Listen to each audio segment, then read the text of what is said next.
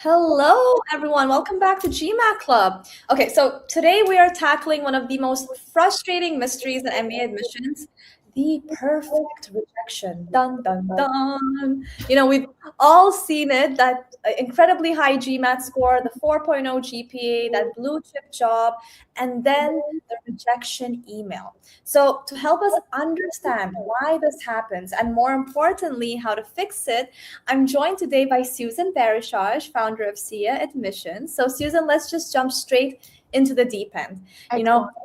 We often see candidates with these high GMATs and Ivy League pedigrees get rejected. So, in your experience, what is the number one reason a seemingly flawless profile fails to land even an interview? Yeah, I will tell you two reasons. One is the first one, which is the most common, it's the goals. Applicants who are very ambitious individuals also have high aspirations, but sometimes those high aspirations don't really translate for the MBA admission committee, who's looking at what does the market look like? Are you going to be able to do this? Are we going to be able to help you? The second reason is interpretation, which is the one that is hardest to dissect as the reader, as the person writing it, because you are filling in a lot of gaps that they don't necessarily have when you're reading the application. So the translation of your experiences into your leadership trajectory, into what it is that you bring to the conversation that is unique to you and your experiences, is oftentimes the second piece, because a lot of those candidates who are not all, of course, so this is not a everyone under the same sort of like assessment, but a lot of those candidates are relying too much on the brand name of their institutions, of their employers, of whatever they're coming with, and not really translating who they are. That is going to bring a lot of value to the admission kind of conversation, who's shaping up the class, but then also the class itself. What would be an example that you can share that is very similar to this problem? Okay, an example I can share. A candidate who had, now I will say that they got in somewhere else, but they didn't get into their dream school. So they came from an Ivy League undergrad, MBB background, and they wanted to essentially become entrepreneurs in their pathway. They weren't able to translate their experiences, and they had amazing test scores and obviously very strong academic, not obvious, but very strong academic performance. So like numbers wise, they were great, right? Career wise, they were great. They've had promotions, all of these things. But then they applied to HBS and they weren't able to communicate the element, to translate what those experiences mean to HBS, what the HBS is looking for from a candidate like that. Sometimes it's more difficult if you have all the pedigrees to get into schools like HBS that care about the quality of the person, the transformation that has happened in the individual, when you have a lot of opportunities along the way, because the bar is higher for you, versus someone who, had to really sort of like, crawl, for lack of a better word, to get to the opportunities that they've had, because obviously that person had to go through immense personal transformation to get to where they are, versus someone who was kind of offered a lot of things along the way, and what did they do with that, with those opportunities and those resources, right? So admission teams are assessing more than surface level content of what you're sharing. Opportunities, where you're coming from, and what have you done with that. Understandable. Do you think high achievers accidentally make themselves interchangeable by following this same perfect path that everyone else is in their industry? I see it way too often, for sure. I'll tell you a very brief story. Now, personally, I haven't seen this, so this comes as a second account. So just take that, in full transparency. There was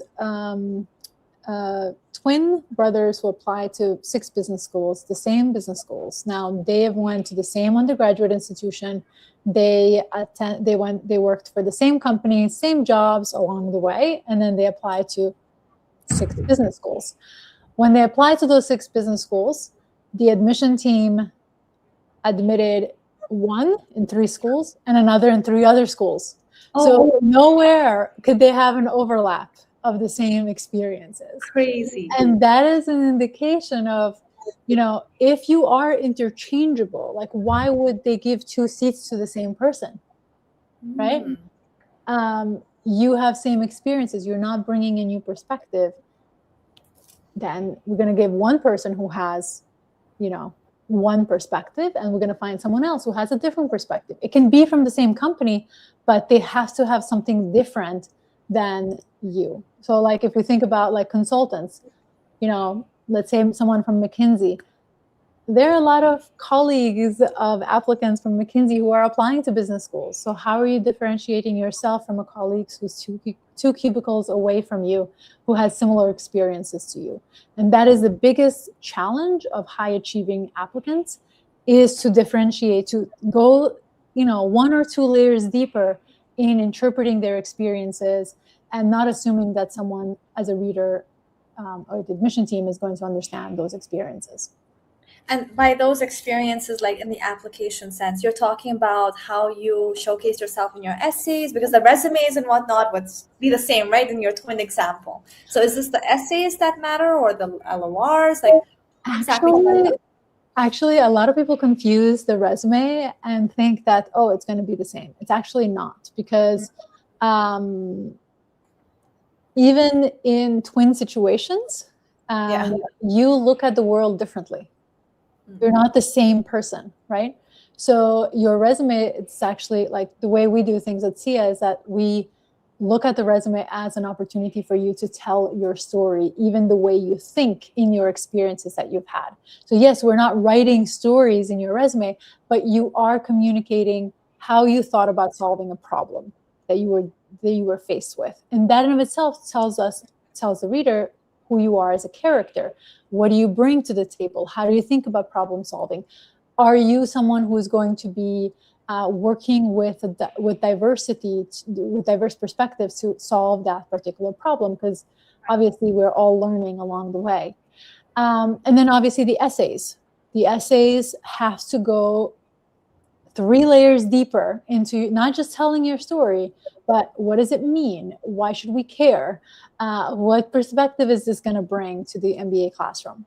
And even when you think about a goals essay, which is somewhat quite not simple, but like it's very simple in terms of writing, it shouldn't be like a brochure. Of like, here's like everything I found on your website, and this is what I want. Like, okay, why? Why you? How? What are you going to do with these resources? You need to go deeper into your story, because that not only tells the reader how you're thinking about your goals, but also it's helping them understand what are you going to do with the opportunities you're given. So I mentioned the story earlier about an Ivy League undergraduate candidate. How is your what is it that you're going to do with the experiences and the opportunities that you have?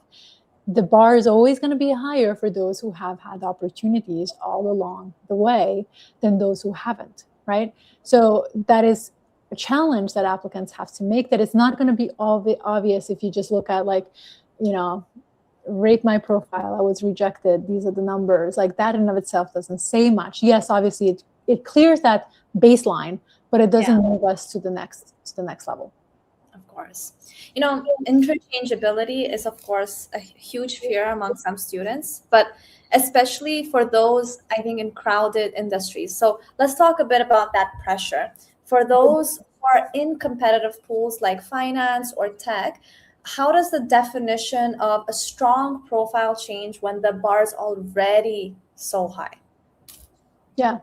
So what changes in those, or the candidates that go through that process successfully, are the ones who have been able to say, to first and foremost understand internally that, me and my colleague have similar experiences. And I know, even if I haven't been told, my colleague is also thinking about business school. So we may be competing with the same programs, right? In the same programs. And what can I do differently that's going to show me as someone who thinks differently, who is a value add to the classroom? So in those situations, what we always go through with clients who are coming from those pools is saying, okay, typically the first 4 drafts are just getting the content right? That's 4 drafts, right, of content. Then we're saying, okay, so what does this mean from an admission perspective? What did this mean for you? What have you learned, right? How are you going to be able to bring these perspectives into the MBA classroom that's going to be unique to your perspective, right? And that has to be written in the application. You cannot assume at any point that they're going to understand what your experiences are. The admission team has limited amount of time with your profile. They're not going to sit here or sit there and decide, okay, I think this is what this person is trying to say. They won't do that. It is the applicant's job to actually do the heavy lifting, to do the work, to make sure that nothing is unclear and nothing is left for the interpretation of someone else. Because oftentimes when you leave things for someone else's interpretation, they can get it wrong, and that's not your intention, right? And when they get it wrong, the easiest way for them is to say, it's too much work for me to try to figure out what they're trying to say, so I'm going to move on to the next person. We have more candidates than we can fill seats, and I'm sure someone else is going to have that, those nuances and those details that we are interested in seeing. When you say like for adcoms, like they might get confused with what you're trying to say, is it about the vagueness of the words that you use? Like, how do you make it more clear to the adcom when they read your application? Yeah, so sometimes it's vagueness. Sometimes like applicants are using jargon and they think that, oh, because I'm in consulting, admission teams see so many consultants, or investment bankers, they see so many investment bankers, they understand what I'm talking about. Yeah. And applicants, and I know where they're coming from. They're obviously coming from the perspective of, we are intelligent people, we can understand each other. However, the admission team, you don't know who the person is actually reading on the other end, and they may or may not understand what it is that you're saying, but also you are an industry expert. Like, you've been doing this for 4 or 5 years, or however many years you've been working, and you understand the jargon of your industry and your company. You cannot assume that they will understand it. And the second component that oftentimes applicants are not actually thinking about, but they should be thinking about, is that the way you talk about your experiences directly correlates to how you're going to show up in the classroom. So admission teams are looking at your application and saying, okay, are they using jargon? So what jargon does, it actually creates a barrier between you, who's come from investment banking, let's say, and someone who's not in that space. So automatically you are creating pockets of individuals who speak a language that others can't participate in. So the admission team is looking at you and saying, are you going to be someone who's going to be actually collaborative, actually wanting to teach other people, or are you going to use jargon that is going to move people away and not want to really learn from you? Right? So there are 2 layers of that interpretation. One is, can I understand what it is you're writing in the paper? But second, how are you going to show up in the classroom? Are you going to be someone who is creating divides, or you're creating or unifying the team? Interesting. Okay. Well, we've kind of understood that being a perfect candidate on paper isn't really a golden ticket. So let's look at the whole application itself. Where exactly does the story usually fall apart? So how often is a rejection actually a career goal problem rather than a candidate problem? So is it possible to be too ambitious or not ambitious enough? What do you think? Yeah, it definitely is possible to be too ambitious and not ambitious enough. So if your goals, so let's go on not ambitious enough. And this, to be honest, I don't see oftentimes in high achievers, because they oftentimes have really, really lofty goals. And they have to kind of come back down a little bit just for the purposes of their application. Be grounded, exactly. Whereas, so let's just go first and foremost. like under ambitious. Under ambitious means like you are looking for an MBA to go 2 levels higher than where you are right now. Yes, that may make sense from the post MBA perspective, right? But it doesn't make sense for your long-term goals, right? So from the admission team, who, especially a top 20, who are like, we want to have a lot of our students, our alumni, be in Fortune 500 companies. You have to be resilient. You have to be ambitious. You have to be a strong leader. You have to think strategically. Like all these components are tied into the evaluation process. And so if you are sort of like under ambitious, they're saying, well, if this is the best you got now, if we give you these opportunities, you're not going to say yes to them, right? You're not going to know what to do with the opportunities if your ambitions are not high enough, right? Now, the opposite of that is if your ambitions are, your goals are too lofty, they're going to say, I don't know, based on the market, based on what we know, our past, students have gone through, we don't think that without any, investment banking experience, you can go into private equity or venture capital, right? That is one of the biggest sort of pitfalls for high achieving candidates, or even now a popular goal is a search fund. They are too niche, requires quite a bit of professional experiences that if you don't have it, it's going to be really hard to sell. And the admission team wants you to be successful. They're thinking about their employment report. Are you going to be able to do it? So if you're going that direction, they may say, well, first and foremost, how did you get to this goal? Did you just like put a bunch of goals in the hat and just pick something? Or like what was the basis for this? You don't have any experience that tells us that this is what you want to do. So where are you coming from, right? And then second, how feasible is it? Right? It doesn't just, from the first part, it's like, did you just pick a goal out of a hat? It doesn't have to be actually private equity or venture capital. It can be anything that you say. If there's no basis on your past experience, some kind of exposure that you're looking to solve a real problem, so start with your why, right? Why does he want to do this? Following Simon Sinek's, start with why methodology.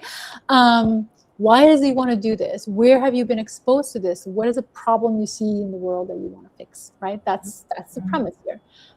So if you don't have that, exposure, then it's going to be like, where did you come up with this? This doesn't make a lot of sense. Your career doesn't tie to anything.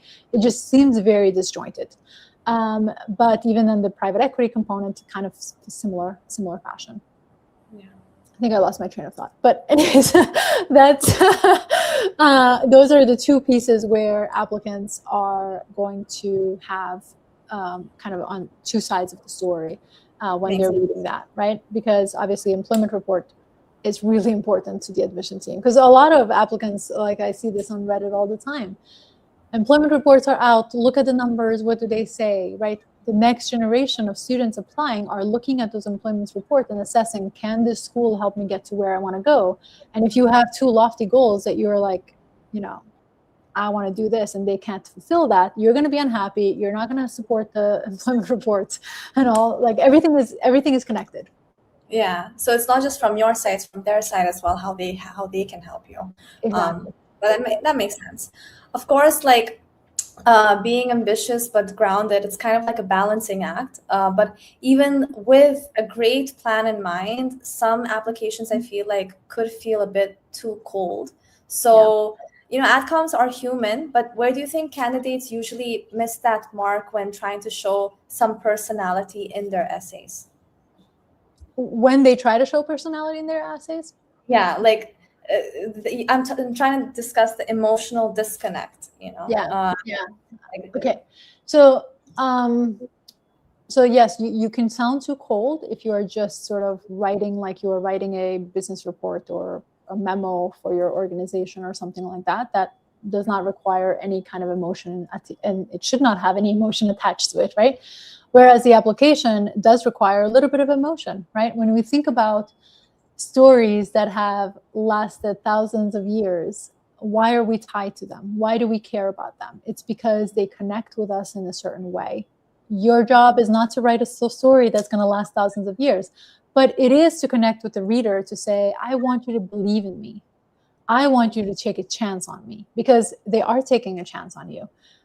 They don't know what the future is going to look like, but they're basing your past and kind of how you think now as evidence that you're going to have success in the future.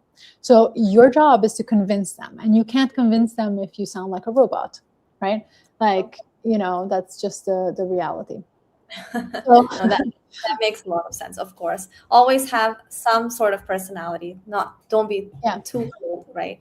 I will say though, one piece here. I will say that sometimes applicants try to show personality by bringing humor on the page, and a lot of times that backfires because you don't know how. It's like humor works when you can have an inflection point, when it's conversation, works much better versus in writing.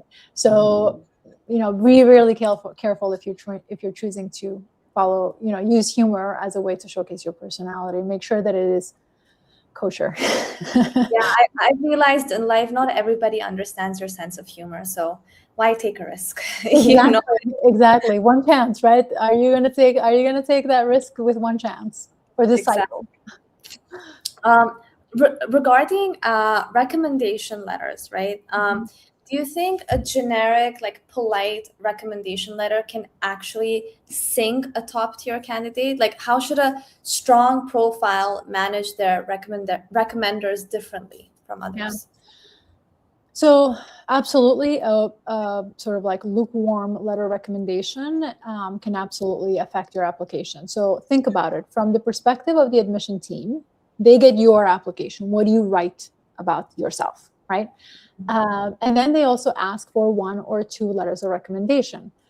What other people think about you? Do they see your leadership capabilities? Do they see their value, or is it all in your head, essentially?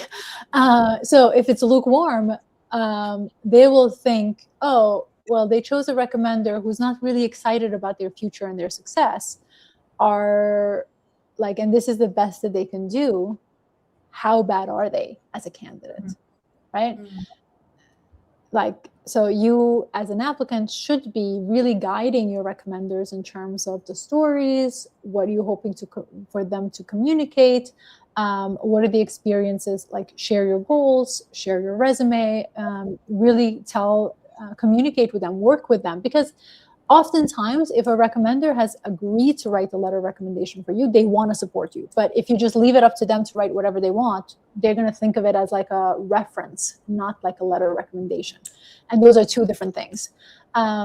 So work with your recommenders, give them ample time to actually put together strong letters of recommendation supporting you, and make sure that they're excited about your future and not just like writing because they have to write. Makes sense. Yeah. Alrighty, Susan. So I think we've understood majority of the problems. Now let's get a bit tactical for the people who are watching or applying in the next round and definitely want to avoid all of these issues. If an applicant realizes that their profile feels very generic today, what is that one strategic move that they can make in their application right now to stand out for the next round? Yeah. So this is a really good point, a good point in time to actually assess kind of where you are. Our philosophy here at SIA is that we don't start writing until we have the strategy in place. And that may sound counterintuitive to a lot of applicants who are like, oh, I want to do. However, I mean, I'm going to use the analogy of building a house. You don't build a house in the sky. You build it on a strong foundation if you want it to last. So your strategy is your foundation. What it is that you want to communicate, what experiences have you had? If you look at your own experiences, so take account of what have happened up till now and look for patterns. Like, that's one of the things that we do when we start getting to know someone, especially in the beginning. We first want to know what has shaped you to who you are today, right? You didn't just appear out of thin air. You come as a result of all the experiences and exposure. So start with that piece first and foremost. Then stress test your goals and make sure that there's a why. If you don't have a why, you need more time to think about it, right? You need to do more research on what's the problem in the market, in the industry, in the sector, wherever it is that you are trying to go and trying to do. Start with that, have those baselines first and foremost written out, and then go through the writing process. But make sure that you are thinking through, why do I care about this, right? So make it really personal to you and your experiences, and why does it matter? And really keep asking why, kinds of questions for everything that you say, because that reflection will help you be more thoughtful, more purposeful in your application, and therefore obviously increases the quality. And then the other thing I would say is make sure that you give yourself ample time to really develop strong applications. I mentioned earlier, until the fourth draft, we're just gathering intel. Yeah. That's a guided process once we even have the strategy in place. And then we work in the thinking process. And then by draft 7 or so, we get to the polish part. So don't try to get to the polish from 0 to 8, right? So go through the process, because that will help you see shortcomings that you have, and obviously help you deliver a higher quality product. Right. Makes sense. Now, I think I would definitely want to ask for those who do get waitlisted, right? So if, let's say, a strong profile does get waitlisted, what is the single most effective thing that they can include in the letter of enthusiasm to tip the scales a little bit? Absolutely. So decisions are coming at the end of the month for a lot of the schools that apply to round 2. So this is really a great time to talk about this. If you are waitlisted, what you want to do is make sure that there was forward momentum. A lot of applicants that I see have been preparing for an MBA, and they're like, I submitted my applications, now I'm going to take my time, not do anything, just like chill. And that's great for a week or two, but then you have to get back to working towards something. So maybe you've worked on more complex project. Maybe you finished the project that you initially started that was really giving you a hard time. Maybe you retook the test that you didn't necessarily perform as best as you think you could have. Maybe there was a promotion. Typically, a lot of promotions happened around this time. Those elements that showcase forward momentum is the thing that will help you get closer to getting off the wait list, right? Mm-hmm. But it's not just about saying I got a promotion or saying I worked on a complex project and I finished it. It's the interpretation. It's the perspective that you're bringing as a result of those experiences. So don't just say, I got a promotion or I finished this project. Say, I finished this project, this is what I learned from it, and this is how it's going to help me in my business school contribution, right? Correct. Because at the end of the day, yes, you're bringing experiences, and that experiences is what's adding value to the classroom. Oftentimes, a waitlisted candidate is on the wait list because they're like, you are really strong and we like you, but someone else's profile was able to give something more than what your profile was able to give. So now someone better than you, right? I know. It's not that they're better. It's that their perspectives and their experiences are more nuanced than yours. That's just a fancy way of saying that.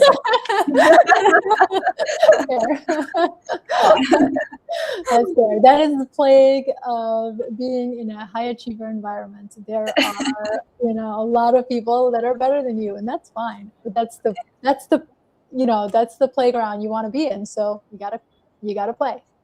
Of course, but it's also sometimes I feel like timing, right? Maybe that round wasn't, your luck. Do you think that's the case? Do you think that could be the case?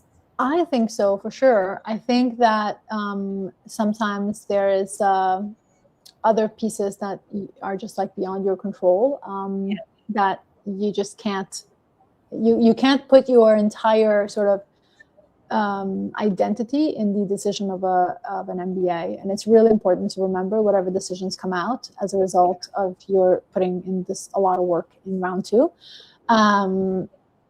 Try not to identify with the outcome of the school, because that is a recipe for disaster. That, the schools are not thinking that way when they're making their decisions. They're just looking at class composition. So it would be an injustice to all the work that you have put so far into your career to think that it doesn't matter because someone rejected me, right? There's going to be another school, another program that's going to be right for you. Or maybe next year, that same program that rejected you can say yes to you, and that's fine.